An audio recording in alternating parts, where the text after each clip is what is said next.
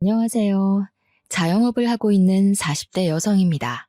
어머니와 제가 일을 나가면 집에 혼자 남아 계신 아버지께서는 늘 심심해 하셨는데요. 사연 채널을 소개시켜드린 후부터는 심심하지 않다고 좋아하시네요.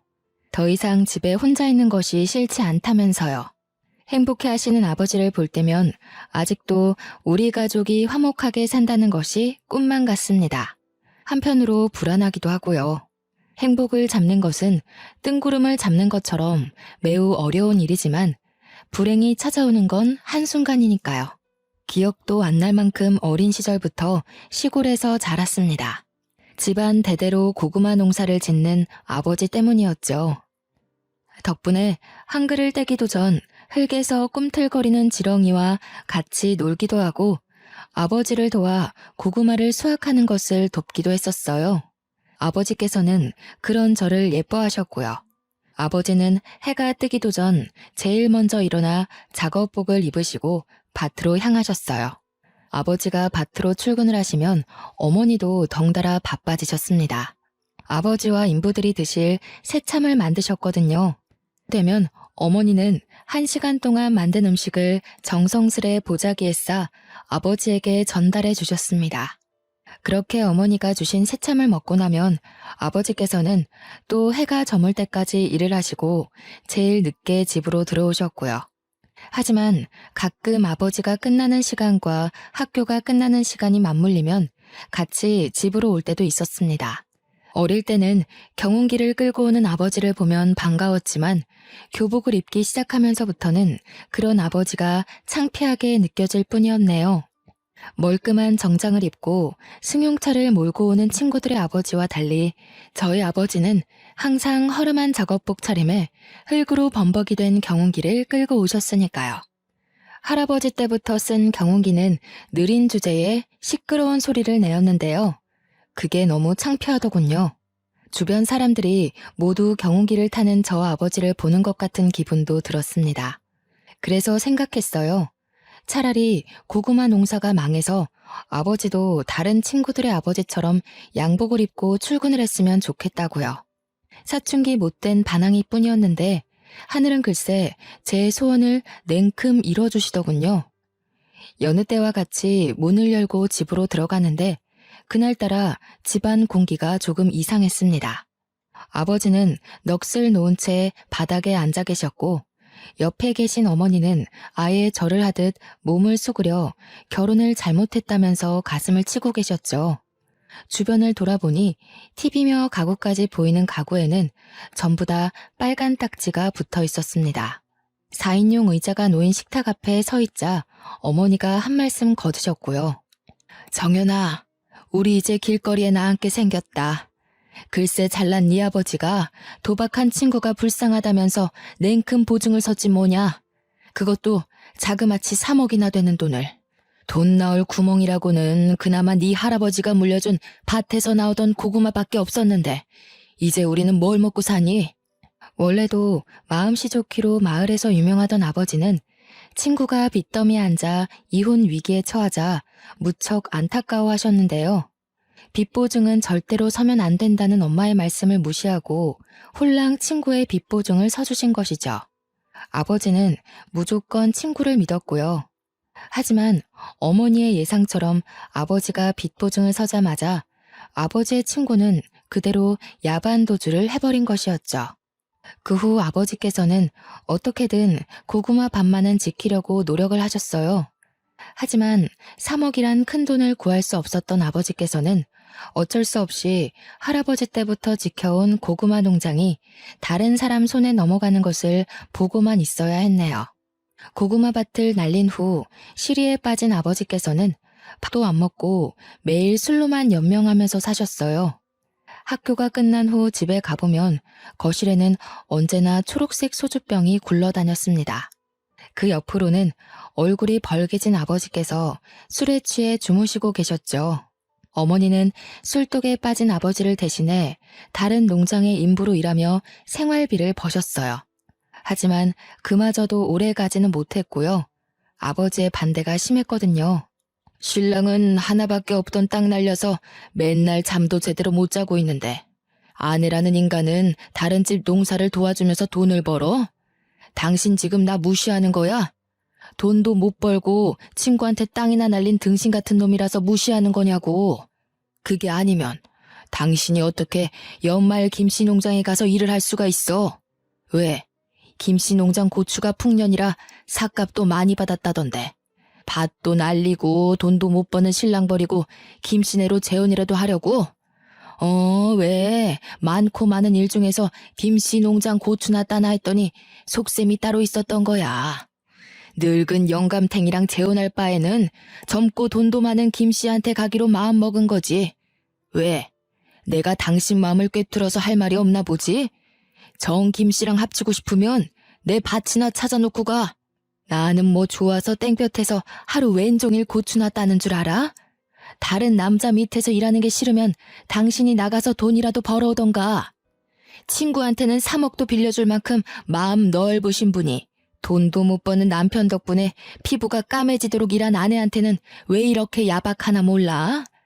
바다 같은 마음은 다 친구한테 퍼나르고 남은 건 빚밖에 없는 양반이 뭘 믿고 이렇게 떳떳한지. 나였으면 창피해서라도 열심히 일할 텐데 당신 같은 남자랑 사는 내 인생이 불쌍해. 뭐야? 이 여편네가 누구 덕분에 이날 이때까지 편하게 산 줄도 모르고. 편하게 살아? 누가? 내가? 잠도 못 자고 손가락이 구부러지도록 새벽부터 일어나서 음식 싸는 게 호강하고 산 거냐? 어머니와 아버지는 하루가 다르게 싸움을 하셨습니다. 몸싸움을 하지는 않았지만 어머니와 아버지의 사이는 급격하게 나빠졌어요. 몇 날 며칠을 싸우던 아버지가 먼저 어머니에게 제안을 하셨고요. 서울에 가자고 말이에요. 어머니 또한 아버지와 싸울 바에는 같이 서울로 올라가서 사는 게 낫다고 판단하셨죠. 시골집을 판 돈이면 제법 괜찮은 집에 살 수 있을 거라고 생각을 했습니다. 하지만 서울의 집값은 생각처럼 호락호락하지가 않더군요. 제일 싼 모텔방에 지내며 괜찮은 집이 있나 찾아보았지만 저희가 가진 예산으로는 역부족이었어요. 결국 반지하 방으로 들어갔고요. 서울로 올라온 후 아버지는 삼시세끼 마시던 술도 끊고 열심히 살려고 했습니다. 일자리도 열심히 구하셨죠. 하지만 농사 말고 할 줄 아는 게 없었던 아버지가 일자리를 구하는 건 어려운 일이었네요. 할 줄 아는 것이 없던 아버지는 일용직 노동자로 일을 하러 가셨는데요. 그날 일이 있은 후 아버지가 일자리를 구하는 일은 없었습니다. 아버지는 공사 현상에서 불구가 되셨거든요. 공사 현상에서 떨어진 콘크리트를 허리에 정통으로 맞으신 아버지는 손 쓸 틈도 없이 불구 판정을 받으셨어요.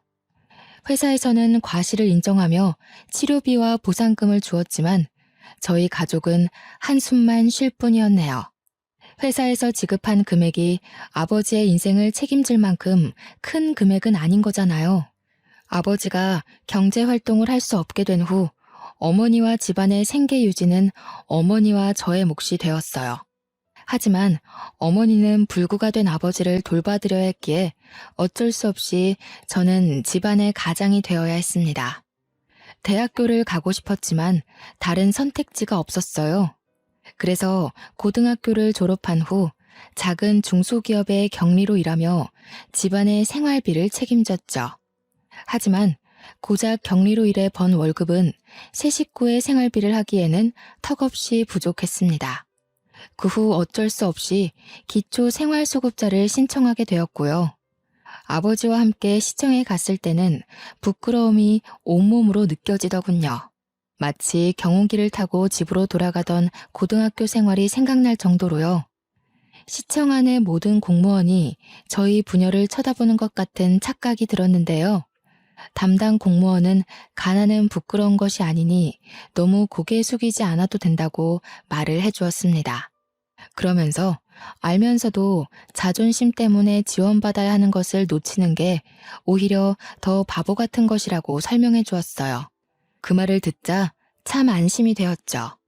그 후에도 몇 번 더 시청을 찾아갔는데요. 그럴 때마다 담당 공무원은 친절하게 응대해주며 말동무가 되어주었네요. 그렇게 시청에서 공무원과 만났던 우연은 길게 이어져 담당 공무원과 저는 부부의 인연을 맺게 되었습니다. 처음 만날 때만 해도 기초수급자라는 것이 걸려 밀어내려고 했지만 남편은 그런 것까지 보듬어 줄 줄 아는 따뜻한 사람이었어요. 끝없이 이해해주고 배려해주는 남편 덕분에 무사히 상견례까지 올 수 있게 된 것이었죠. 하지만 시어머니는 남편과는 영 딴판인 분이셨죠. 시골에서 복숭아 농사를 짓고 있다던 시어머니는 휠체어를 탄 아버지를 보자 눈살부터 찌푸리셨고요. 나도 우리 애를 부잣집 도련님처럼 키운 건 아니라 별 기대는 안 했지만 그래도 불구인 장인어른은 좀 심하지 않나요? 몸이 그래서 일 나가기는커녕 똥오줌도 제대로 못 가릴 것 같구만. 너는 하필 데려와도 저런 덜 떨어진 걸 데리고 와서는 시청에서 같이 일하는 공무원들만 추려도 이보다는 낫겠다. 제가 묻는 말이 기분 나쁠 수도 있지만 그래도 이해해 주셨으면 좋겠습니다. 결혼은 일생에 한 번뿐인 중요한 행사인데 남의 집 마당 뼈다귀 주워 먹던 사람과 결혼시키는 건 아무리 그래도 조금 그렇잖아요. 딸 가진 입장에서 제 마음 이해하시죠? 다리가 저러니 일은 못할 테고 생활비며 돈은 어디서 구해오시나요? 기초수급자는 아닐 거 아니에요. 기초수급자라는 말을 듣자 숨이 콱 막혀왔어요. 어머니와 아버지도 같은 마음이셨는지 시어머니의 물음에 제대로 대답하지 못하셨고요. 그러자 젓가락으로 삼계탕의 날개 부분을 휘젓던 시어머니께서는 저희 가족이 있는 방향으로 젓가락을 던지시더군요. 젓가락이 떨어지며 삼계탕 국물이 얼굴 위로 몇 방울 튀겼지만 그 자리에서 얼굴을 닦을 수도 없었습니다. 이미 화가 잔뜩 난 시어머니께서는 씩씩거리면서 자리에서 일어나셨으니까요. 시어머니는 당장 가방을 챙기더니 급기야 남편을 일으키려 하기까지 했죠. 나는 너 이런 집안에 장가보낼 생각 없으니까 당장 일어나라. 아무리 결혼할 여자가 없다고 해도 그렇지 어디 데리고 올 여자가 없어서 불구의 기초수급자이기까지 한 집안 여자를 데려와. 그렇게 고르라고 해도 못 고르겠다. 어쩜 꾸질꾸질해도 이렇게 삼박자라 잘 맞아 떨어지는 집 애를 데리고 오다니. 차라리 머리를 깎여서 저를 보내고 말지. 어디 이런 근본도 없는 상놈의 집이랑 사돈을 맺자고 하는지. 그쪽도 그러시는 거 아니죠. 딸내미가 아무 생각 없이 멀쩡한 남의 집 아들이랑 결혼을 한다고 했으면 말려야 되는 거 아닙니까? 기초수급자가 뭐 그리 잘난 게 있다고 뻔뻔하게 휠체어까지 밀고 들어옵니까? 왜요? 우리 아들 데려다가 그쪽 남편 똥오줌 가리는 머슴으로 들이려고요? 창피하게 진짜 왜 그래? 장인어른이랑 장모님 기초수급자이긴 해도 얼마나 열심히 살려고 노력하는 분들인데 장모님은 청소부 일하시면서 돈 버시고 아버님은 집에서 일거리 찾으신다고. 아이고 그래.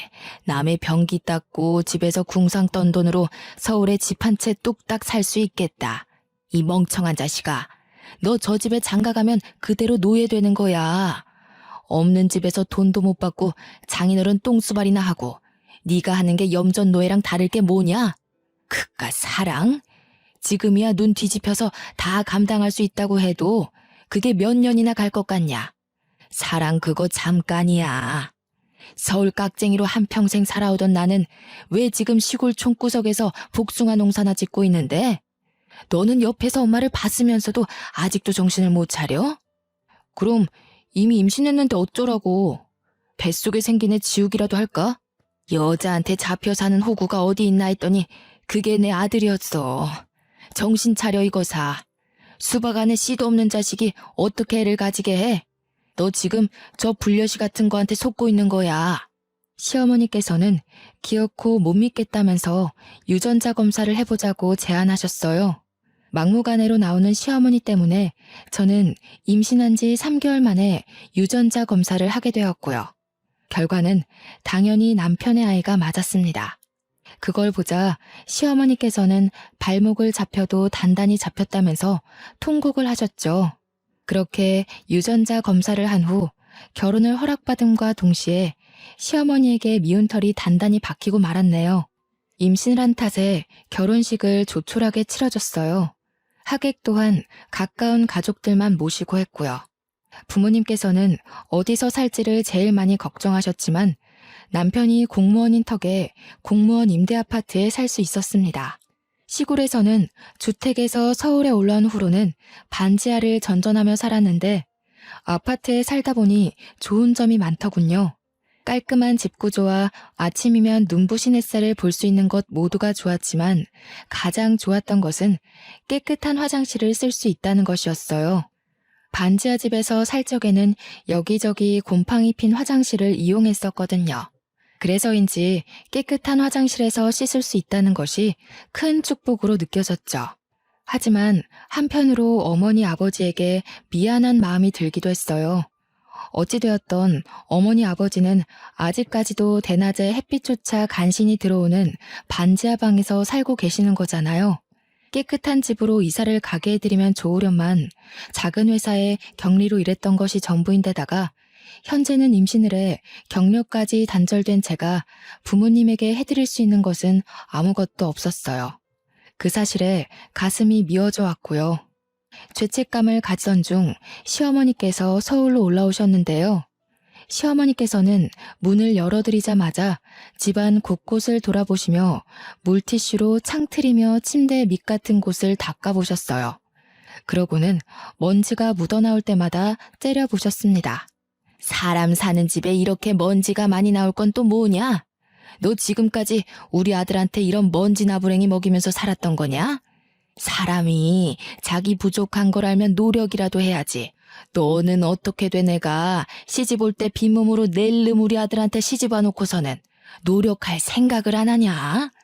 이래서 집안 환경이 중요한 건데 자기가 돈 벌 생각도 안 하고 남의 피땀 흘려 세금이나 축내는 부모 밑에서 컸으니 어디 남의 등골 빼먹는 거 말고 또 뭘 배웠겠냐? 제가 요즘 입덧이 심해서 누워만 있었더니 죄송해요. 몸 나아지면 바로 집 깨끗해지도록 노력할게요. 어디 내 배에 있는 애만 금태라도 두르고 나왔던? 뭐가 그리 까다로워? 어디 내 엉덩이에 꿀이라도 발라놓은 거냐? 그러지 않고서는 어떻게 사람이 돼가지고 침대에만 꿈쩍을 않고 누워있을 수가 있어? 몸이 힘들다고 한들 밖에서 일하는 우리 아들보다 힘들까? 안 되겠다. 너 당분간 내 밑에 내려와서 일손 좀 거들면서 시골에서 지내라. 부모한테 나쁜 것만 배운 버릇을 단단히 고쳐놔야지. 막달이라 안 된다고 했지만 시어머니께서는 그렇게라도 결혼하게 해준 은혜를 갚으라고 하셨습니다. 계속 거부를 하자 시어머니께서는 남편에게 전화를 하셨고요. 일 시킨다는 이야기를 쏙 뺀 시어머니의 말에 남편은 시골에 내려가 쉬엄쉬엄 놀다 오라며 오히려 시골에 가는 것을 대찬성하는 눈치였어요. 믿었던 동아줄까지 끊겼기에 어쩔 수 없이 막달의 몸으로 시골에 끌려가게 되었죠. 시골에 내려가자 마음의 준비를 할 틈도 없이 지옥이 펼쳐지더군요. 아침부터 복숭아 농장에 할 일이 많다며 5시도 안 되는 시간에 깨웠거든요. 복숭아 가지치기부터 시작해 복숭아 포장까지 모든 것을 일주일 안에 끝내야 했기에 쉴 수 있는 날은 없었습니다. 오히려 잠이라도 5시간 이상 자는 것이 감지덕지할 지경이었죠. 이미 시골 근방에서 못돼 먹은 농사꾼으로 이름을 날린 시어머니께서는 유난히도 저를 괴롭히셨는데요. 오죽하면 같이 일하던 아주머니들께서 며느리와 시어머니의 관계가 아닌 8년 노예와 주인의 관계로 볼 지경이었어요. 아주머니들은 제 처지가 기고하다며 다 같이 혀를 차주었습니다. 그럴 때마다 시어머니는 인기척도 없이 나타나 한마디씩 톡톡 쏘아붙이셨죠. 기초수급자 집안 주제에 언감생심 맨 몸뚱이로 시집왔으면 밥값은 해야지. 여주댁이나 김포댁이 애 하는 꼴을 못 봐서 불쌍하다는 소리를 하는 거야. 가난하게 태어났으면 눈치껏 빠릿빠릿하게 행동하기라도 해야 되는데 하는 짓은 어디 잔뜩 여물이나 쥐어먹은 소마냥 퍼져가지고 그 꼴 보면 괜찮던 머리가 뇌까지 울린다니까. 에이, 그래도 너무했지. 며느리가 밥을 소마냥 쌀 한 포대씩 먹어치우는 것도 아니고 요즘 같은 시대에 시골 내려와서 시어머니 일손도 돕는 며느리가 세상 천지에 어디 있어? 뱃속에 떡 귀한 손녀까지 턱하니 가졌다며. 며느리 밉다고 너무 구박하지 말어. 며느리는 어디 가난하고 싶어서 그런감? 이왕 한 거 옆에서 잘해줘. 혹시 알아? 며느리가 벼락부자 돼서 시어머니 복숭아 농장이 아니라 강남의 백화점으로 출근 도장 찍어줄지. 아이고, 이런 맹추가? 길거리에 이부자리나 안 펴면 다행이지. 돈 버는 것도 재주 좋고 교육 잘 받는 사람들이나 그런 거지. 요즘은 용도 집안 가려가면서 나온다고? 이런 별 볼 일 없는 집안에서 용이 나겠어? 지렁이 마냥 하는 것도 없이 꾸물대기라도 안 하면 몰라. 시어머니의 억지는 일하던 아주머니들의 혀를 내두를 정도로 막무가내였습니다. 하지만 시어머니만큼은 여전히 자기가 무슨 잘못을 했는지 모르는 눈치였어요. 출산일이 한 달도 남지 않은 시점에서 무리하게 일을 하니 배가 뭉치는 걸로도 모자라 항상 아파왔죠. 그렇지만 시어머니께 말할 엄두는 나지 않았네요. 시어머니께서는 분명 꾀병이라며 일을 더 시킬 것이 분명했으니까요. 시어머니 말대로 기초 수급자 집안인데다가 혼수라고는 뱃속에 아이밖에 없으니 몸으로 때우는 수밖에 없었어요. 어떻게든 시어머니를 이해하려 노력했는데요. 시어머니께서 혼자도 아닌 둘이 지내고 있는 집에 새로운 남자친구를 끌고 들어온 후 그 마음은 불에 타버린 듯 흔적도 없이 사라지고 말았네요. 시어머니의 남자친구를 봤을 때의 충격은 말로 표현하지 못할 정도였어요. 아버지의 돈을 떼먹고 도망가 버린 아버지의 친구였거든요. 아저씨를 본 순간 갈비 양념을 묻히던 손으로 다짜고짜 멱살부터 잡았습니다. 왜 우리 아버지의 돈을 뜯어먹고 도망갔냐면서요. 그러자 당황한 아저씨는 시어머니만 쳐다볼 뿐이었어요. 뒤에 있던 시어머니는 당장 떨어지라며 머리채를 잡았죠. 어디 건방지게 시아버지 될 사람의 멱살을 함부로 잡냐면서요. 자초지종을 이야기하자 시어머니께서는 오히려 아저씨의 편을 드셨어요. 저희 가족이 남의 세금이나 파먹는 기초수급자가 된 건 다 저 아저씨 때문이라고요. 그런데도 어떻게 제 편을 들어주기는커녕 아저씨 편을 들 수가 있으세요? 아저씨만 아니었으면 저희 가족 서울로 올라올 일도 없었고 저희 아버지 허리 다쳐서 불구되실 일도 없었어요. 그게 왜 이 사람 탓이냐? 따지고 보면 네 부모가 멍청하게 털컥 보증부터 선 잘못이지. 사기도 멍청한 놈들이나 당하는 거야. 지혜비가 배운 것 없이 멍청한 짓 한 걸 엉뚱한 사람한테 씌우고 있구나. 시어머니께서는 저희 부모님이 멍청해서 당한 거라며 오히려 아저씨 편을 드시더군요. 아저씨 또한 시어머니의 태도에 힘을 얻어서인지 궁금하지도 않은 변명을 터진 입으로 줄줄이 말했고요. 사람이 너무 어이가 없으면 실수부터 터진다고 했던가요? 시어머니 아저씨의 뻔뻔한 태도를 보자 헛웃음이 터져 나왔습니다. 그 모습을 지켜보던 시어머니께서는 드디어 실성을 했다면서 혀를 차셨고요. 시어머니와 아저씨를 노려보고 있는데 갑자기 살살 아랫배가 아파왔어요. 꾀병을 부린다는 시어머니의 말을 들으니 때에 맞춰 양수가 터졌죠.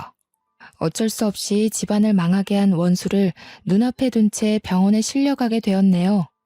자궁문이 열리지 않은 탓에 제왕절개로 아이를 낳을 수밖에 없었습니다.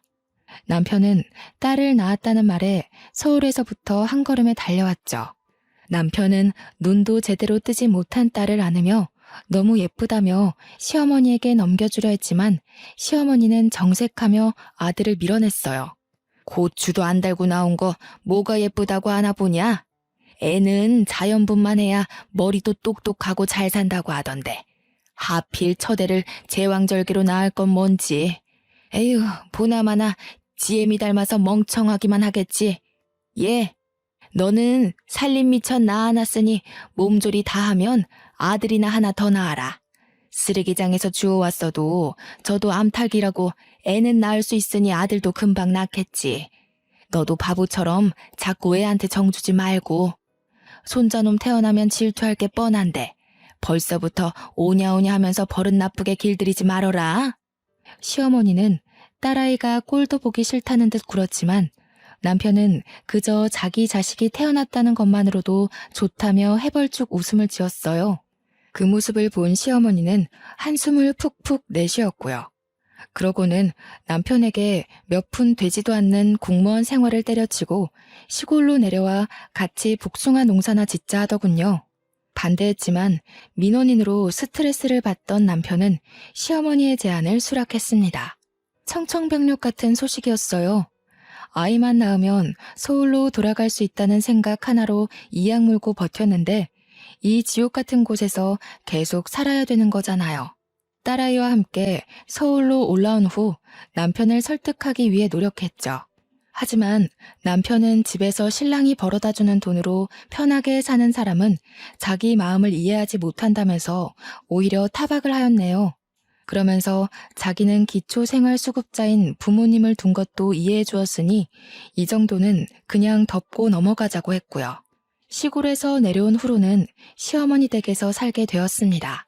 남편은 공무원 옷을 벗고 난 후 밀린 잠을 다 자는 듯 12시가 넘어서야 간신히 일어나 점심을 먹었어요. 남편의 수면 시간은 서울에 살 때보다 늘어났지만 저는 그 반대였네요. 아이에게 모유를 먹이고 아침 준비를 하고 농사일을 거두려면 6시에 일어나는 것도 벅찼거든요. 한숨도 자지 못하는 것도 꼭두 새벽부터 일을 하는 것도 모두 다 힘들었지만 정말 힘든 것은 따로 있었어요. 아버지를 기초수급자로도 모자라 불구로 만들어버린 아저씨와 같이 사는 일 말이에요. 시어머니께서는 아예 아저씨와 결혼이라도 할 것처럼 굴며 얼마 전부터는 살림까지 합치셨죠. 처음에는 미안한 기색을 보이며 설거지라도 하려던 아저씨는 어느 순간부터 시아버지 노릇을 하며 여기저기 부려먹었습니다. 이제라도 돈을 갚으라고 말을 해도 배째라는 식으로 굴며 자신도 알거지라고 말을 하더군요. 그러면서 오히려 자기한테 감사의 인사를 하라는 말까지 했어요. 자기 때문에 기초수급자가 돼 나라 돈을 받으면서 편하게 사는 거라면서 말이에요. 기가 막히고 코가 막혔습니다. 아저씨의 등장은 가뜩이나 가시밭길인 앞길의 장애물 같은 존재였죠. 오히려 복숭아 농장에서 일을 하는 것이 휴식처럼 느껴질 정도였고요. 아이가 돌이 지나고 5살이 될 때까지 시골에서의 삶은 고단함의 연속이었어요. 그러던 중 서울에 계신 어머니께서 제가 있는 시골로 내려와 살고 싶다는 이야기를 하셨습니다.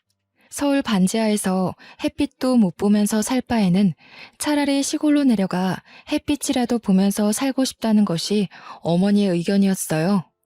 저 또한 어머니의 의견에 동의를 했고요. 그래서 시댁이 뒤집히는 일이 있더라도 꼭 부모님을 시골로 모셔오리라고 생각을 했어요.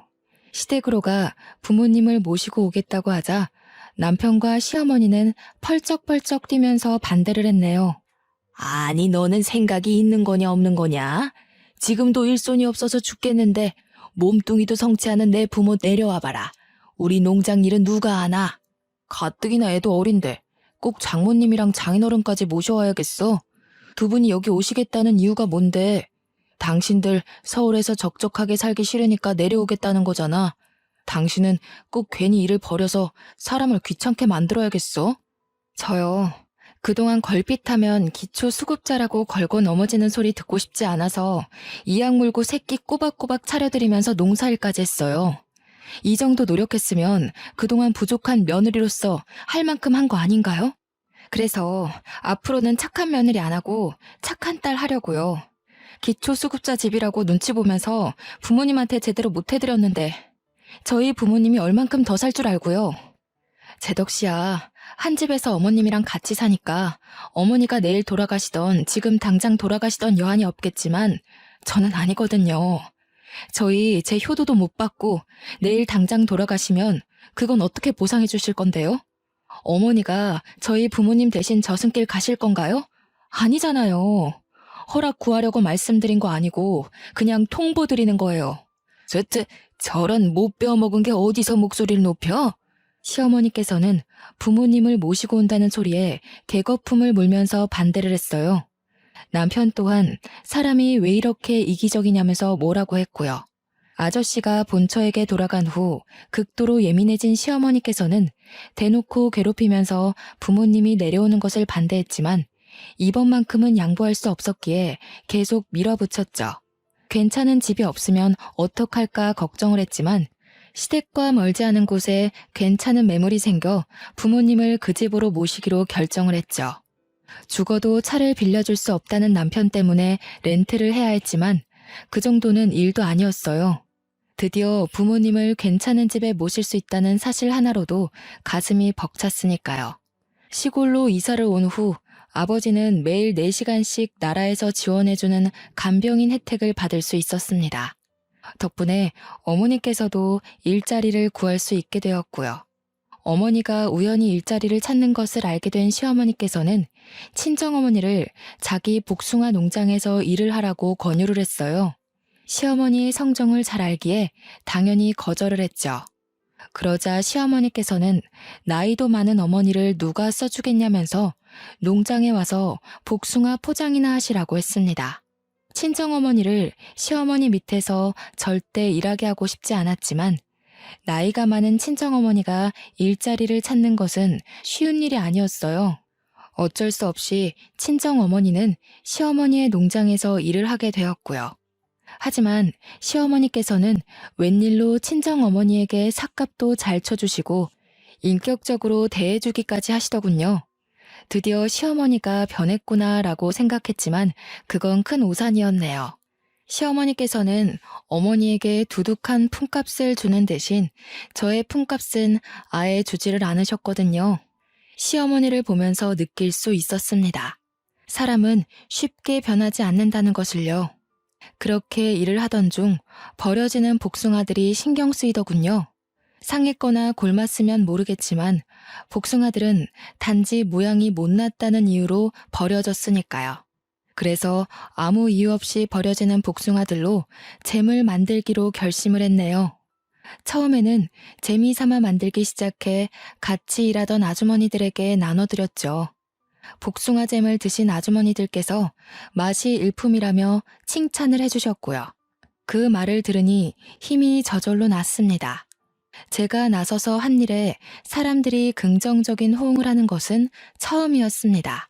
그래서 인터넷으로 복숭아잼을 팔기 시작했어요. 한 달 정도는 하루에 한두 개만 팔아도 다행이다라고 생각할 정도였지만 입소문을 타서인지 2달이 넘어간 후부터는 도저히 혼자서 감당할 수 없을 정도로 잼은 불티나게 팔려나갔죠. 수입이 괜찮아지자 제대로 해보고 싶다는 욕심도 났고요. 그래서 남편에게 같이 복숭아잼을 만들어 팔자고 제안을 한 것이었죠. 하지만 남편은 대학도 안 나온 주제에 괜히 일 벌이지 말라며 비웃을 뿐이었어요. 시어머니 또한 쓸데없는 짓 할 시간 있으면 당장 농장 일이나 더 하라고 했죠. 사정이 이렇다 보니 복숭아잼을 파는 것은 그만두어야 했습니다. 하지만 아쉬워할 새도 없었네요. 그나마 건강하시던 어머니마저 쓰러지셨거든요. 복숭아 포장을 하다가 갑자기 쓰러진 어머니는 병원에 누워 계셨는데요. 의사가 말하길 어머니는 뇌졸중으로 쓰러지신 거라고 해요. 깜짝 놀라하니 의사는 아직 초기이니 병원에 잘 다니고 약만 꾸준히 잘 챙겨 먹으면 괜찮아질 거라 했어요. 괜찮다는 한마디에 금세 눈물이 핑 돌더군요. 깨어난 어머니께서는 별거 아닌 일로 호들갑 떨지 말고 시어머니에게나 잘하라고 말을 했죠. 하지만 몸도 성취하는 어머니가 병원에 혼자 다닌다는 것은 말이 되지 않았어요. 그래서 같이 병원에 다니자고 약속을 받아낸 후 어머니를 집에 모셔다 드렸고요. 12시 넘어 들어가자 현관문 앞에서는 도끼 눈을 한 시어머니와 남편이 서 있었습니다. 시어머니께서는 바람이라도 난 거냐면서 추궁을 하셨어요. 남편은 여자가 일찍 집에 들어와 집안일을 해야지 어디를 싸돌아다니냐고 화를 냈고요. 시어머니와 남편 모두 오해를 하는 것 같아 병원에서 있었던 일을 말했어요. 그런데 걱정할 거라는 예상과는 다르게 시어머니께서는 등짝까지 때리며 뒷목을 잡으셨죠. 아니 그럼 네 엄마가 뇌졸중이라는 말이냐? 세상에 세상에 재수가 없어도 유분수지. 제일 바쁜 날에 이게 무슨 일이람? 그래서 너는 멍청하게 계속 병원에 앉아 있었고 못 사는 집에서 시집을 왔으면 보잘것없는 지엠이 버릴 줄도 알아야지. 멍청하기가 아주 이루 말할 수가 없구나. 너 없으면 농장 일이며 집안일이며 할 사람 없는 거 뻔히 알면서 그걸 알고도 편하게 누워있는 애미 옆에 있다가 와? 그럴 거면 시집을 오지 말고 아파서 갤갤거리는 네 부모 시다 노릇이나 하면서 살았어야지. 너 때문에 여기 피해자가 몇 명이냐? 진짜 너무하세요. 다른 것도 아니고 저희 엄마 아파서 병원 다녀온 건데 그게 그렇게 고가우세요? 아니면 돈도 안 주고 편하게 부려먹던 노예가 도망가서 화가 나신 거예요? 돈도 벌 만큼 버시면서 그렇게 야박하게 나오는 거 아니에요. 어떻게 다른 사람도 아니고 친정 엄마가 아픈데 버리고 오라고 말을 할 수가 있으세요? 그럼 만약에 어머니 아프면 저 사람한테도 어머니 버리고 오라고 말하면 되는 건가요? 돈 쓰는 게 그렇게 아까우시면 괜한 사람 잡지 마시고 집에서 놀고 먹는 거밖에 할 줄 모르는 아들한테 일을 시키세요. 시어머니는 기가 차다는 듯이 헛웃음을 지을 뿐이었어요. 옆에 있던 남편은 냅다 뺨을 갈겼고요. 얼굴이 돌아가고 이내 화끈거리는 통증이 왼뺨에 퍼지기 시작했는데요. 그 순간 아무 생각도 나지 않고 황당할 뿐이었어요. 기초 수급자인 게 뺨을 맞을 정도로 큰 죄인가 생각이 들었고요. 당신 이렇게 되바라지고 지멋대로인 여자인 줄 알았으면 애초에 결혼도 안 했어. 없이 살아서 조금만 구슬려서 옆에 끼고 있으면 편하게 살 줄 알았는데 어디 할 말이 없어서 하늘 같은 남편한테 돈을 벌어오라고 해? 잘못했다고 싹싹 빌어도 모자랄 판에. 장모님이 그렇게 모시고 싶으면 지금 당장 나가. 나도 당신 아니면 예쁘고 좋은 여자 만나서 새 출발할 수 있으니까. 세상에 예쁘고 착한 여자가 미쳤다고 당신 같은 백수에다가 배 나온 아저씨랑 사냐? 하늘도 하늘 나름이어야 대접을 해주지. 하늘에서 맨날 똥덩어리만 떨어지는데 어떻게 귀하게 대접해주냐? 그리고 요즘에는 땅값이 금값인 거 몰라? 하늘 그거 높아봐야 돈도 안 돼. 나도 이렇게 된 거 당신 같은 사람이랑 못 사니까 깔끔하게 갈라서. 신땀한 헌신이 제 발로 나가준다는데 우리 아주 고맙지. 당장 내일 중매쟁이한테 전화나 넣어봐야겠다. 우리 아들 곧 혼자 된다고. 혹시나 해서 말하는데 나갈 거면 저 짐덩어리도 같이 데리고 가라. 우리 아들 새장가 갈 때 방해될 수도 있으니까. 시어머니는 딸아이를 가리켰습니다. 오히려 감사했죠. 자기 아들 핏줄이라며 절대 안 내줄 줄 알았는데 딸아이를 그냥 넘겨주다녀. 다음날 친정 부모님 댁에서 눈을 뜨자 홀가분함이 제일 먼저 느껴졌습니다. 더 이상 꼭두새벽에 일어나 남이 먹을 밥을 하지 않아도 되는 거잖아요. 이혼을 하면 이제 남아도는 것은 시간이었기에 다시 복숭아잼을 만들어 팔기로 마음을 먹었는데요. 메일을 확인하니 어떤 사람에게 연락이 왔더군요. 자신의 농장에서 나는 복숭아로 잼을 만들면 안 되냐면서요. 좋은 기회였기에 당연히 승낙을 했죠. 그런데 알고 보니 그 농사꾼의 정체는 시어머니가 그렇게 싫어하던 앞마을 복숭아 아줌마였습니다. 복숭아 아줌마는 저를 보자 시어머니가 있는데 괜찮냐고 되물었지만 이혼할 사이니 괜찮다고 대답을 한 후 아줌마의 제안을 흔쾌히 받아들였죠. 남편과는 협의 이혼을 하기로 결정을 했습니다. 딸아이가 있었기에 3개월이란 이혼 숙려 기간이 있었는데요. 마음 같아서는 숙려 기간이고 뭐고 당장 갈라서고 싶은 마음이 굴뚝 같았죠. 하루라도 빨리 징글맞은 시댁과 남이 되고 싶었으니까요. 남편은 그 후 마을에서 제멋대로 여자를 만나며 돌아다녔어요. 꼭 보여주기라도 하듯이 여자를 데리고 올 때면 친정 부모님 집 앞으로 지나갔고요. 정말 유치하기 짝이 없었습니다. 홀로 서기를 시작한 후 경제적인 것이 가장 걱정이 되었지만 오히려 시댁에 있을 때보다 지갑이 무거워졌어요. 앞마을 아줌마의 복숭아는 크기도 큰데다가 당도도 높아 잼을 만들었을 때 사람들의 만족도가 높았거든요. 맛있게 만들어진 잼은 급격히 상승하는 수입으로 연관이 되었고요. 그러던 중 다둥이 아이를 키우고 있는 유명 연예인이 복숭아잼을 극찬해준 덕분에 한 달도 안 되는 사이 판매량은 껑충 뛰어버렸죠. 한평생 만져보지 못한 돈이 한순간에 꽂히자 무서웠지만 또 그만큼 뿌듯했네요. 내 힘으로 돈을 번다는 건 이런 느낌이구나 생각이 들었죠. 통장에 돈이 모이자 다시 한번 서울로 이사를 가야겠다고 생각했습니다. 사업을 위해서도 딸아이와 부모님을 위해서도 그게 좋은 것 같았어요. 부모님에게 상황을 말하자 흔쾌히 허락을 해주셨죠. 그렇게 저희 가족은 서울의 신축 빌라로 이사를 오게 되었네요. 서울에 간 후부터는 좋은 일만 일어났어요. 꾸준히 병원을 다닌 어머니의 건강은 금세 괜찮아지셨고 복숭아잼 또한 찾는 사람이 더욱더 늘어났거든요. 덕분에 예전에는 쳐다도 못 보던 외제차를 살 능력까지 되었죠. 그렇게 남편과 남이 될 날이 다가왔어요. 저는 우리 가족을 얕잡아 보던 시어머니와 남편의 코를 도려내기 위해 백화점을 돌며 무리의 쇼핑을 했고요. 한껏 치장한 채 법원에 나가자 시어머니와 남편의 입은 떡 벌어졌어요. 금세라도 벌어진 입에 발끝에 닿을 정도였죠.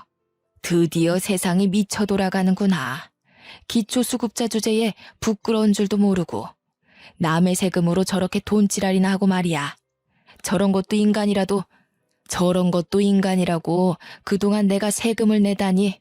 신고를 하던 배 아파 응급실에 하던 알아서 하세요. 어차피 이제는 남남이잖아요. 그리고 이제야 드리는 말씀인데 어머니 돈도 있으시면서 옷 입는 스타일이 너무 촌스러우세요. 오죽하면 처음 보는 사람도 농사하는 사람이냐고 말했겠어요. 어머니가 시골 촌뜨기 출신인 건 알지만 여기는 서울인데 그래도 최소한 격식 있는 복장을 입으셔야죠. 지금 입은 꼴은 당장 밭으로 달려나가 소 곱비나 잡게 생기셨잖아요. 뭐야?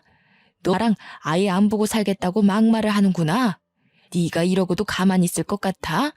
너 같은 년 신고해서 거리에 나앉게 하고 말 거야.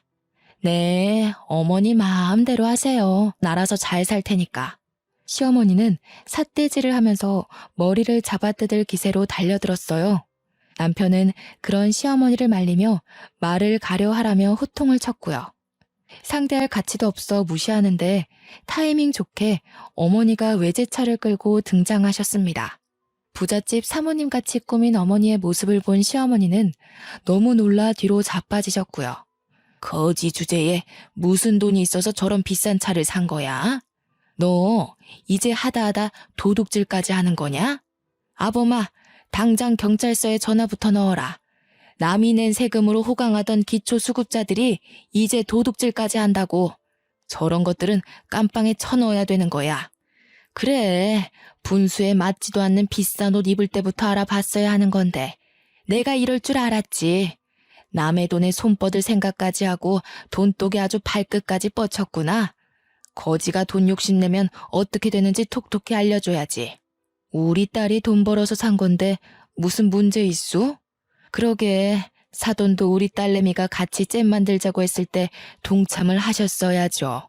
괜한 사람 누명 씌워서 가뜩이나 일 많은 경찰들 피곤하게 하지 말고 그냥 가던 길 마저 가세요. 복숭아잼 이야기를 듣자 시어머니 안색은 한순간에 퍼렇게 질리셨어요. 충격이 어찌나 크셨는지 112가 찍힌 핸드폰까지 바닥에 떨구셨고요. 그러더니 시어머니께서는 이렇게 외치셨습니다. 이 이혼은 무효야. 그동안 내가 너를 얼마나 많이 도와줬는데 뼈 빠지게 고생한 시애미를 모른 척해? 뼈가 삭으셨으면 가서 사골국이나 푹 삶아 드세요. 괜히 헛소리나 찍찍하지 마시고. 이제 치매까지 오신 거 아니에요? 고생은 제가 다 했는데 왜 생색은 어머니가 내세요? 그 닭부리 같은 입으로 쪼던 것도 도와준 거라고 생각하시는 거예요? 마음 같아서는 가사노동한 것까지 물어서 위자료 청구하고 싶지만 그래도 같이 산정을 생각해서 참는 거예요. 고마운 줄이나 아세요. 옷을 탁탁 털고 어머니가 몰고 온 외제차에 올라타자 온몸으로 통쾌함이 느껴졌습니다. 드디어 기초수급자라고 무시하던 시어머니와 남편에게 제대로 복수를 해준 것이잖아요. 그 후 남편은 몇 번이나 전화해 재결합을 하자고 요구를 했어요. 딸아이를 생각해 부부의 인연을 이어가자면서요. 알고 보니 남편은 사업을 한다고 설치며 시어머니 농장의 절반을 홀랑 팔았던 것이었죠. 하지만 끈기도 없고 게으른 남편이 사업을 해 잘 된다는 건 말이 안 되는 일이었죠. 시어머니 또한 남편과 합세하여 은혜도 모른다며 욕설을 퍼부었는데요. 그냥 두 모자를 차단했네요.